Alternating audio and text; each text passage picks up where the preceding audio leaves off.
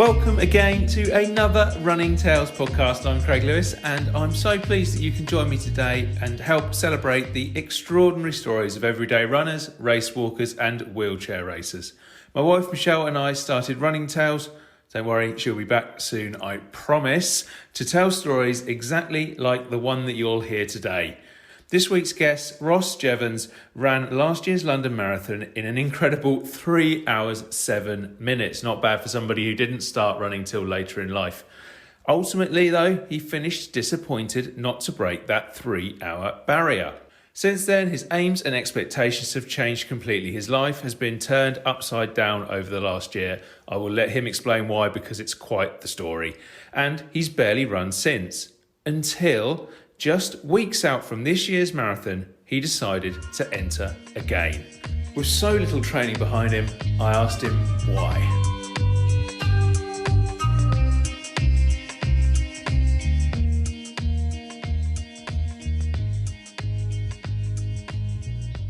That's a very good question. Honestly, having done a lot of running in the past, including London Marathon last year, after my son Corey was born in February this year, with a very rare condition called Tracheo-Oesophageal Fistula and esophageal Atresia, which effectively means, in layman's terms, he was born with his food pipe, his esophagus, not connected to his stomach, and the esophagus also having a connection which it shouldn't have to his windpipe, to his trachea. So yeah, having two under two at that point. We have another T, he has a 2-year-old other brother, and B, obviously having a son with a rare condition just took all the time away from my life for running, and obviously your priorities change. So I didn't train at all from then. I just thought maybe I'll pick it up again one day, but not any time in the future. And then about 2 or 3 weeks ago, there's a charity called TOFS who are a very small charity because it is a very rare condition, but they're a charity who support families and individuals who suffer from the condition that my son Corey does. And they put a message on their Facebook page saying, we've had a competitor from the London Marathon drop out with injury. I don't suppose anyone's interested. And my wife, Katie, sent it to me. And I looked at it and straight away went, no, that's a stupid idea. But then about 5 minutes later, I went, this does seem like fate.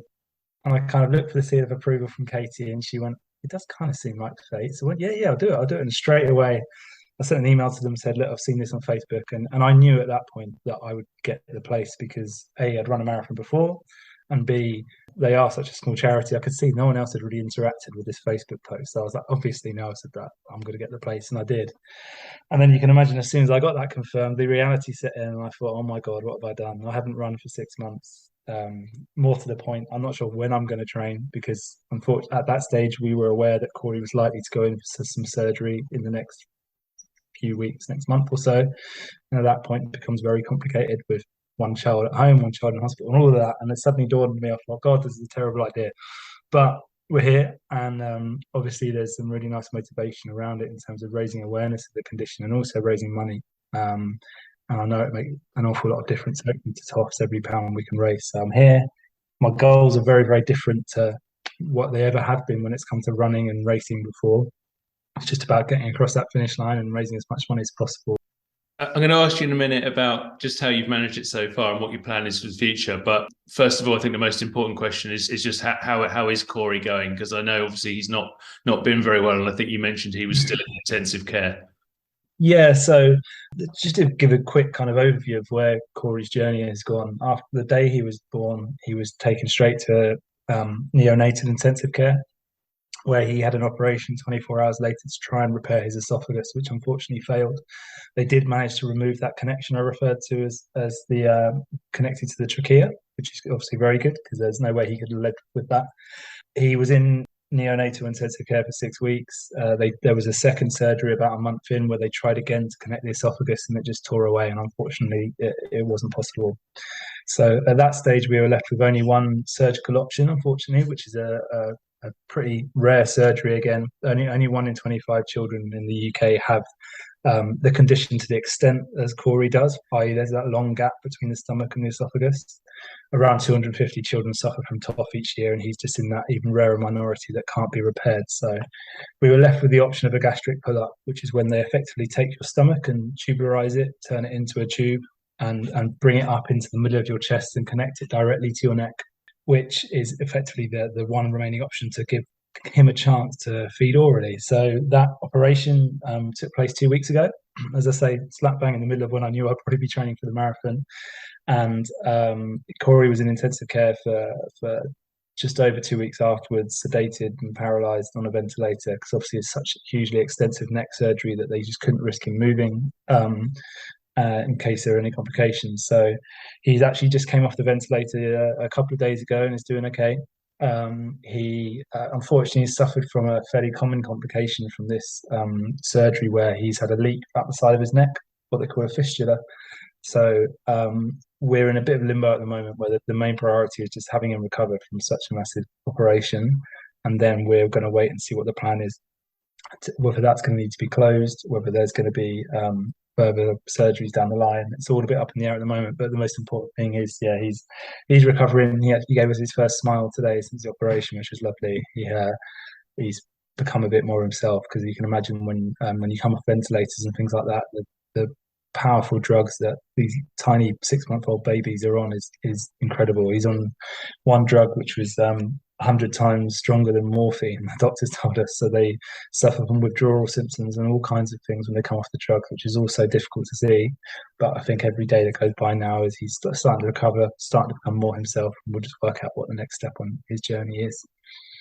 Well, what an incredible thing for Corey to have to go through at such a young age. I'm really pleased to hear that he's slowly improving, and I hope that continues. But obviously, this is running tales, and I suppose the obvious question is, how on earth, with all that in the background, have you managed to do any training at all? I mean, I guess the first thing was I set expectations to myself. So in the past, although I had run for a charitable cause previously, it had also been alongside really pushing myself to run to the best of my ability. So when I ran the London Marathon last year, I'd pretty much trained for 2 years, because I was lucky enough to get a place. Well, lucky enough to get the place in 2020, which was then, of course, when COVID hit. So I trained all the way through that first half of 2020.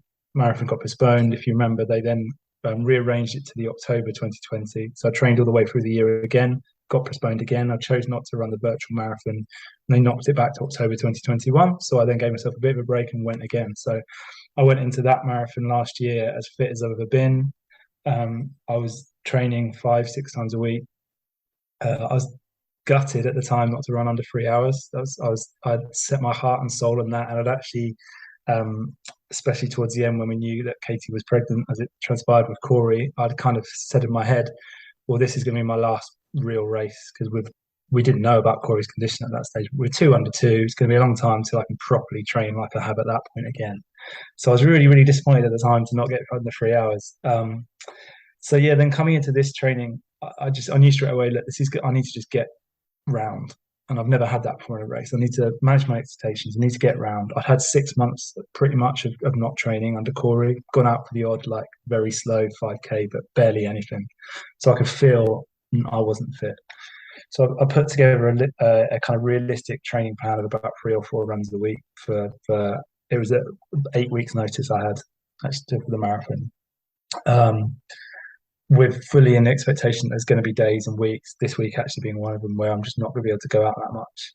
So as kind of logic has it, it was slightly different, as mad as it sounds, when Corey was in intensive care, because A, they have nursing staff around 24/7, and B, slightly frustratingly, when they have ward rounds, so when the doctors and nurses and surgical teams and everyone come together to discuss a child's case, the families actually get turfed out of the unit, and that can be for 2 to 3 hours a day. For various reasons, they don't allow the families back in. So I've used that largely as my time to go for a run during the week. And then obviously my long run on a Sunday, usually what we've been doing is I've been kicking off my long run during that ward round time. And then if I'm not back in time, my wife would obviously be in the unit with Corey. So that was the way we managed it initially. And now that Corey's kind of recovering a bit and is awake a lot, and there's going to be times soon when he gets hopefully moved to a children's ward, where effectively we will be in with him 24/7, or have to be, that's when it's going to start getting really complicated. And I think we're probably going to have to because we have another boy, Callum, is the light of our lives as well. He's a 2-year-old. We might need to rely on some babysitting duties or something for a Sunday long run. I don't know. I haven't thought that far ahead yet. So yeah, I'm gonna see how we got to. I've managed to get up to about 16 miles on Sunday just gone, and I'm hoping to kind of go 17 miles this weekend, 17, 18, and then maybe try and fit in an 18, 19 mile run a couple of weeks for the race, and then see how it goes from there, basically, and see how I feel on the big day. I mean, it sounds like you've managed to up your training enough to be getting in the big runs at the time you need to presumably allow yourself a bit of time to taper off. Do you have a time in mind? Is there a new expectation on that, or just getting round? It is just getting around. As I say, that is against every kind of fibre of my being as a runner in the past. Every race I've ever done, whether it be 5K, 10K, half marathon, I've had a time in mind, and 90% of the time it's been to break a personal best, because it's just how that was kind of what motivated me, and what was always motivated me for my running. Because I guess I came into running quite late, actually. I'm 36 now, and I probably started running when I was about 29. And I found quite a natural affinity to it. I found it came to me quite naturally compared to other disciplines and sports. So I guess I thought, right, now I've found something I feel like I've got a natural affinity. I'm going to try so hard to maximize what I can do. But this time around, I just know that's not going to happen. Like, I'm not going to get anywhere near what my PB 307 from last year. And the last thing I want to do is get injured in training. Like, that would just be completely contrary to everything I'm doing. So I've not thought of a time. So I guess when I was training for last year, I was probably doing my long runs at maybe kind of 7-minute 30 pace per mile. Now I'm probably looking at 8:30, 9 minutes, almost like I'm not sure I could go any faster than that anyway, to be honest, but that as a deliberate ploy to try and really take it easy. I've not really done any speed work or anything like that. A couple of like tempo-ish sessions, but nothing really drastic. So I'm kind of fully expecting to really struggle for the last few miles. I'm probably going to go in looking at like 8-minute 30 per mile pace, I'd imagine. So I don't know what that is, looking at kind of 3:40 to 4 hours. But as I say, fully expecting that could get to the point where I need to stop or which again is something I've never done in a race before. I've never walked. I've never allowed myself to do that, and I'm expecting to do that this time. And it's not going to bother me. Do you know what I mean? If the kind of ultimate goal actually is to have Corey come and watch, as much as a 6-month-old baby can watch. Yeah. I don't know if that'll happen at this stage, but obviously if he's there, like, I want to stop and I want to see him wherever he is on the route and all that kind of stuff. So it's quite nice. It's quite refreshing to take that approach to a race. And if I manage to get around in under 4 hours, to be honest, then I'll take that as a bit of a win. And how much will knowing that you're doing this for Corey and for other babies, young children with the same condition, how much will that kind of be pushing you on, both in your training and on the day? Yeah, absolutely. Firstly, for Corey, I mean, the way I've looked at it at times is, whilst it's not easy sometimes to squeeze in these runs when you're underprepared, when you're tired at silly times of day, when you're not usually ready to train, like, you can imagine the amount of, really, like, as much as it's hard to say it, the amount of pain and suffering that he's gone through as a 6-month-old baby, and the amount of times he's been sat in that intensive care unit, like, unable to move and upset and scared. And I'm thinking, what am I whinging about? Do you know what I mean? Like, I like running. Running is my release a lot of the time. As tough as this is, I'm not complaining about it. So that's the attitude I'm trying to take. And actually, in terms of the awareness piece, I've been surprised at how much money we've been able to raise so far. I've been really pleased, because having actually raised money for a different cause last year, which is another story, I was fully expecting it be difficult to, you tend to go to the same people again and all that kind of stuff. So I've been pleased to raise amount of money. And actually today I was doing, there was a local news crew that came and filmed us in Oxford. And I met for the first time a representative from TOFS, the charity that I'm running for. And he said that around 20% of their annual fundraising comes from the London Marathon, which really put into perspective how important it is for a charity of their size. I work for a children's charity called Chance to Shine, who are a charity that help children to play, learn, develop through cricket. And we at Chance to Shine, we raise about £6 million a year. And the London Marathon for Chance to Shine is negligible. Like, we have a brilliant runners who come in, but like in the grand scheme of things, it's not the biggest source of fundraising. So to hear that actually what I and we, because I think there's 7 other runners from TOFS, are doing is making that amount of difference. It's huge motivation, not just to run, but to keep bugging the hell out of people on social media and family and friends to say, please donate. Yeah. So a couple of quick questions off the top of that, and with the first one, I'll make sure it goes in the show notes as well. If people want to contribute, to donate, where do they need to go? And secondly, what will that money be practically used for? Yeah, so I mean, the easiest way to do it is probably just to go on one of my social media profiles, so Ross Jeavons on Twitter, and I'll pin our kind of fundraising ask to the top of my Twitter page. It's a people's fundraising page. In terms of what it'll be used for, TOFS do 2 things really. I guess they give support to families and who are going through this condition. So whether that be their children, whether that be themselves. And to give a really tangible example of that and how it's helped us, because it is such a rare condition, there is very limited to zero information out there about it. B, not just friends and family and us, but actually healthcare professionals, whether that be your local GP, whether that be nurses, whether that be anyone you might come across in the kind of NHS system other than the real experts in this field, know nothing about this condition, more or less, and they won't have ever seen a child with Corey's condition. So TOFS actually produced, and I think it's downstairs, I should have brought it to show you, but they produced what's called like the TOFS handbook. It's about that thick, which isn't helpful if people are listening on a podcast, but I think it's 120 pages, and it goes into detail of what the condition is, but it also it has various sections on the various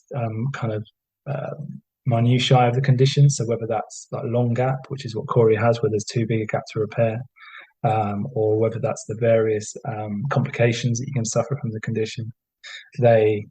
It's written by experts, but it's written in layman's terms. So they strip back all the medical terminology and the kind of scientific wording or whatever, so it's really easy to understand. And there's details of the different surgeries you can have, and then what the journeys are forward from that surgeries, because they're like 3 or 4, very depending on your outcome, 3 or 4 different types of surgery that tend to happen most commonly from this condition. So you can read all about what that surgery is, what the complications are, what the journeys are. And then the thing I actually found most warming and most comforting from it is they also include case studies, which again, working for a charity myself, like case studies are your bread and butter a lot of the time. You go out there and it's how you tell the emotive stories of whatever your particular beneficiaries might be. But for me, for instance, the one story that always springs to mind is this gastric pull-up that Corey had. Barely any children at all have this in the UK. But there was one boy who had it. I can't remember how old he was now, but at the time of this case study, he was 8 or 9 years old. And he said that he loves his gastric pull-up because when he's at school and they're doing science lessons and they say, right, everybody point to your liver, now point to your stomach. And he points at his chest. The teacher says, no, that's not where your stomach is. And he goes, yes, it is. And I can imagine Corey doing that when he's older, and it may be smart. It just makes you, and you read, stories of children who have climbed mountains and done all this stuff, and it's so easy to get caught up in the real devastating, like day-to-day and initial shock of it all this stuff you go through, and actually to give you that level of hope for the future. And of course, it's not all sunshine and rainbows, and there are difficult times, and there are examples, and there are some really, really tough things that can lie ahead. But to have that is great. And then the other thing, of course, they do is they effectively look to help a future whereby people living with that condition have life a little bit easier. So, there's barely any research out there, like I said. So trying to fund various strands of research and support various strands of research. And hopefully that leads to not only making decision-making easier for families, but maybe even, who knows, like finding different procedures and drugs or whatever it might be that will make life easier for people and families who are going through all this. Well, Ross, I mean, I definitely wish you all the best in raising as much money as you possibly can, and obviously as Corey continues to progress, that he's in that classroom doing that same joke as soon as possible. I just wanted to touch quickly on your own sort of running career. You mentioned that you didn't start running until quite late on. Was there any particular reason for that, and how did you sort of get into it in the first place? Yeah, it always makes me smile, actually. So I was working I worked for the English Football League for about that period, and I've always loved sport. I've always worked in sport, and I've played a lot of football, like five-side football. Tried to go to the gym and keep fit, but even on the gym, like I'd kind of avoid the treadmill probably. And my biggest my, I was going to say my biggest downfall in playing football was my fitness and not being very good at football. But I could definitely, if I ever played 90 minutes of football, I'd be dying after an hour. I think that. But I still always found I had a bit of a natural engine. And then when I was at the football league, one of our partners at the time offered us places at, I'm trying to remember what it's called, but it was a 5K relay event at the Olympic Stadium in London. Where effectively it was a bit of a corporate thing. You could enter as an organisation. They did have some universities and whatever enter, and it was a four-legged 5K relay. So you had 14 members and everyone did 5K, and you finished on the home straight at the Olympic Stadium. So I was like, yeah, why not? I'll give it a go. And I think from memory, I trained for it was 5K. I trained for like a month or something, just doing little bits of barely anything. And then I think I ended up doing it in 21 minutes 30 seconds or something like that. And there was a chap who I worked with called Andy, who I remember, he was a very, very good runner. Like, he ran marathons, and I remember him saying to me at the time, like, have you ever done park run or anything like that? Have you ever tried? I said no. He said you should give it a go. Like, that's not a bad. And I had no concept of what was good and what was bad, and not that any running time was bad, but like I had no concept of what was a kind of semi decent time. He said you should give it a go, And then that year, I then thought, okay, I signed up for the Reading Half Marathon, and I trained hard for that. I just printed off I googled like half marathon training plan. They had beginners, intermediate, and advanced. I thought, I'm not doing beginners. I'll do intermediate, which probably was completely the wrong thing to do, really. Having not really done a race like that before, but I thought I'll give it a go. And then I did that. I did the half in that year in, I think it must have been 95 minutes or something like that, 96, maybe a bit more. And my wife always reminds me, because afterwards, the first thing I said was, "There's no way on earth I'm ever doing a marathon. Like, you'll never catch." I was dying at that point, and I said, "There's no way I'm ever doing a marathon. How can people ever do a marathon?" Because like I was exhausted after that. But then it just went from there, and I just entered race after race. Started doing park runs. I My first marathon was Paris in 2018, I want to say. Then I did Richmond.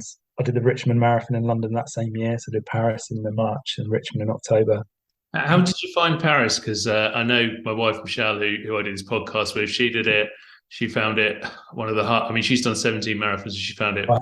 one of the hardest she's done, just because of strange things like pedestrians walking in front of you, and it all ran out of water towards the end. And I've heard others say similar things. Yeah, so my memories were, it was obviously my first marathon, so it was all a new experience to me. It was hot. The one thing I think I'd read in advance, and I definitely found on the day, was that the water stations were carnage. Like, you were kind of elbowing people out the way and kind of trying to bundle through people to get to whatever they had, waters or Lucozades, whatever it might be. And there's various sections which they had to a certain extent in London, but nowhere near as much when you're going under the underpasses. I remember there being a lot of them, which was almost like an interval hill training, going down and up, and that was tough. So I enjoyed the experiences. I tried to soak in as much as, obviously, as you are going through Central Paris as possible. Struggled a bit in the heat. Struggled in the last few miles, but I didn't really hit the wall at that stage or anything like that. At least I didn't think I did. So yeah, I enjoyed it. And then with the Richmond Marathon that year, so I did Paris in 3 hours 40 odd, and I thought, right, now I've done that, I feel I can kick on. So I tried to find a really flat, easy, cheap marathon in England, and Richmond is a lovely one if you've ever done it. You literally just go along the banks of the Thames, on the Thames Path there and back, more or less. It's completely flat. I think I did that in 3 hours 15 later that year, and felt really, really good. I was surprised at how good I felt the whole marathon, to be honest. And then took a bit of a break from marathons, did a few halves, etc. I managed to get my half time down to about 82 minutes when I was training for the London Marathon last year. And then set from 2020, just set my heart and soul on trying to go sub 3. And to be honest, if you'd twisted my arm beforehand, I would have said I was going to do it. But having said I'd never hit the wall, I hit that wall pretty hard. About 21 miles, I was flying and feeling great. And I didn't do anything stupid, I knew my pace. I knew what I needed to get, and I did that pace. but something didn't go right, and I about 21 miles. I felt dreadful. Like, at the end, I had to, as soon as I finished, I had to take myself to one of the tents and like have some supplements or sugars or something. So I couldn't have walked to the tube station. I was completely done. So I'm hoping for not a repeat of that in a month's time. There's nothing worse than that feeling, whatever your pace is, of entering that sort of last 4, 5, 6 miles of a marathon, and suddenly if you were to do, again, for whatever your pace is, the kind of slowest park run you could ever imagine, that is your sprint at that point. You're like, how can I not run at all now? You know what? It's so demoralizing as well when you've trained for that long and you've gone for a time as well. Like, I guess it's one thing. For instance, if it happened to me in Paris, first ever marathon, I would have been like, okay, it's a bit annoying, but I I just want to do the best I can. If this is the best I can, that's fine. Whereas that London marathon, I knew it all gone apart at that stage. So I had zero motivation. Although I actually ended up getting a PB, I was so disappointed for the last 4 miles, let alone the fact that I felt horrendous. And yeah, it's just a complete war of attrition. I thought, well, I'm going to have to finish. I don't really want to, but I'm going to have to finish. And yeah, there's nothing quite like it really to be 3 hours into something and think, God, like I didn't even look at my watch once I knew the magic 3 had gone over. I was like, I'm not even going to look. And I remember actually being shocked at how far over it I'd gone. I thought that must have been like 3:03 or something. I looked at my watch. I thought, oh my God, like I'm really. I was going. I guess it must have been running like 9-minute miles or something for the last few miles. It'll be interesting to see this time round whether, with the aim being to kind of finish and going. I mean, I'm sure you'll be going as fast as you can now. So yeah, it'll be a different thing whether you're able to kind of take it all in and enjoy it a little bit more. Absolutely, and it's one thing I almost kicked myself for the last time was I didn't enjoy that. And I didn't really pay any. The only thing, bizarrely, I remember vividly from London last year was the anti-vax protesters en route. There was a couple of pockets of them holding up signs about, I don't know, you're going to have a heart attack or various, this like quite aggressive, mean, nasty sign. I remember thinking, what a horrible, horrible thing to do with your time. But yeah, the weeks afterwards, I thought, that's a shame. I'd literally always wanted to run London. And I looked back at it in a really negative way and still do. So that's another reason why I'm really not focusing on the time this time around, because I'm thinking, you know what, I'm going to enjoy it. I'm going to look out for people I know, runners I know. I would do this anyway. I like to think I'm going to try my best to encourage people around me and to help people who need support.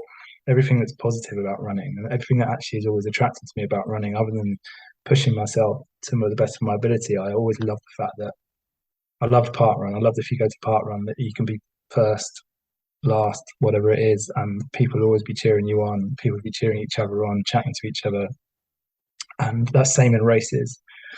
And I thought that's a really positive thing. You don't tend to get in other sports or other disciplines, so I'm just going to enjoy that side of it and try and soak in the sights of London. I know I've worked in London, I've lived in London, I know it really, really well. So it's cool to be able to walk past over various areas that you're familiar with, and hopefully if I can do that and avoid the pain of the last few miles, then it'll be a nice positive experience.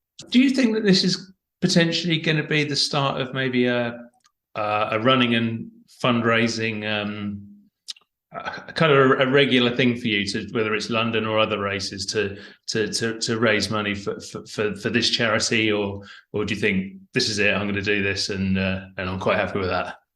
So, I mean, I've thought about it before, and as I say, I previously raised money for a charity called Tommy's. As unfortunately, I had a bit of misfortune, as I mentioned. My wife and I suffered 4 miscarriages before our first son was born, Callum.